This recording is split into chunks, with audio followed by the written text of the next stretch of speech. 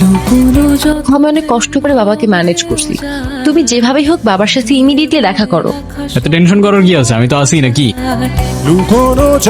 আমি এখানে আসছি শুধুমাত্র ওকে ভালোবাসি বলে, সেকেন্ড কোনো উদ্দেশ্য সমান নাই।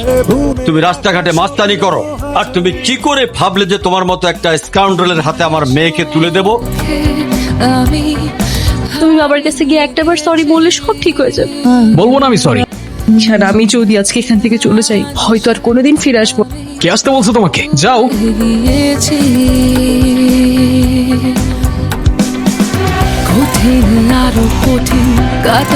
তুমি আমাকে বাসায় নিয়ে যাবা? নানু ভাই কারোর সামনে আমাকে বকা দেন। আমার জেদের জন্য আমার মেয়ের লাইফটা শেষ হয়ে গেছে। বিয়ের পরপরই অমানসিক অত্যাচার শুরু করে। আমি অনু আর রেসপন্সিবিলিটিস নিতে চাই।